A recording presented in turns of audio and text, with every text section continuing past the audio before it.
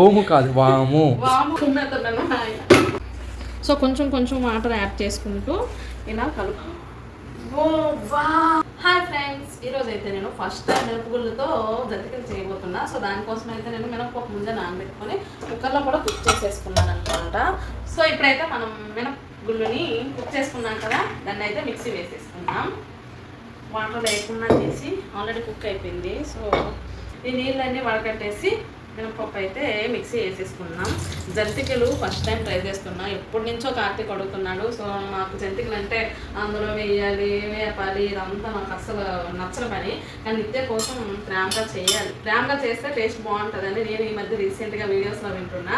మనకు ఎంత కష్టమైనా సరే మనసు పెట్టి చేస్తేనంట టేస్ట్గా ఉంటుందంట. సో ట్రై చేద్దాం మనం కూడా, ఎలా వస్తుందో.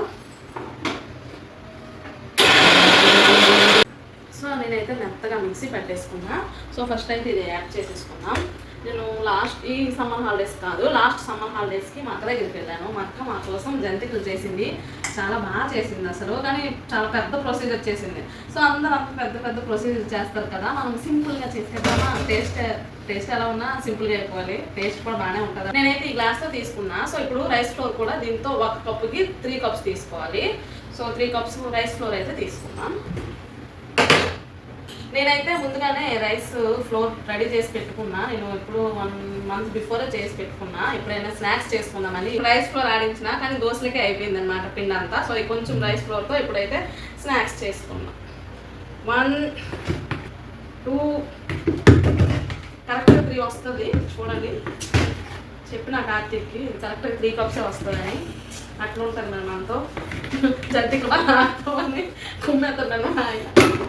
Okay, finally 3 cups rice flour కూడా యాడ్ చేసేసుకున్నా. వాము, దిస్ ఈజ్ ద వాము. ఇది చూసి బెదిరిపోతుంది.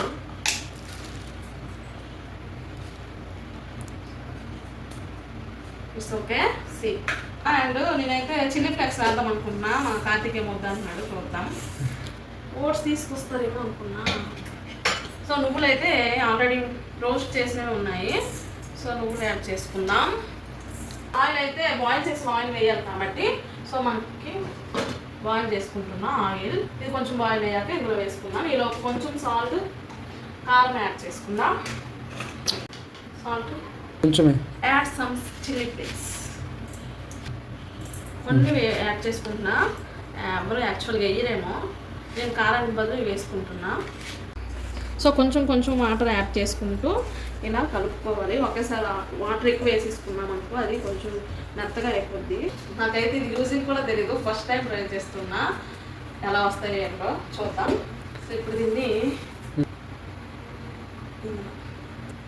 ఇలా కదా, నువ్వు వేయచ్చు కదా దేవా, వేసే.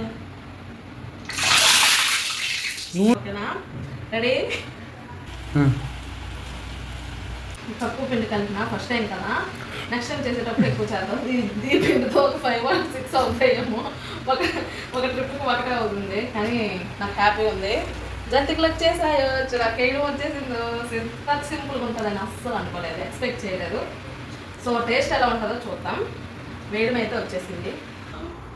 ఓ వావ్, జంతికలు రెడీ. టేస్ట్ చూద్దామా. నిత్యక్ స్నాక్స్కి చాలు, అంతేం సాల్ట్ ఎక్కువ లేదు. మేమైతే చిల్లీ ఫ్లేక్స్ వేసుకున్నాం, కారం వేయలేదు. నిత్య అయితే బేషుగ్గా తింటుందని అనుకుంటున్నా. సో రేపు స్నాక్స్ పెట్టి చూస్తాను. రేపు స్నాక్స్ పెట్టాక అది తినిందో లేదో కూడా నేను వీడియోలో చెప్తా. సో మీరు కూడా ఇట్లా ట్రై చేయండి, ఈజీగా మనకి ఫాస్ట్గా అయిపోద్ది. మేమేమి ఎక్కువ డబరాలు వండలేదు, కానీ చిన్న బౌల్తో అయితే వండుకున్నాము. టేస్ట్ కూడా చాలా బాగుంది. ట్రై చేయండి. వీడియో ఏమాత్రం మీకు యూస్ఫుల్ అయినా, కంటెంట్ నచ్చినా ప్లీజ్ సబ్స్క్రైబ్ చేసుకోవచ్చు కదా.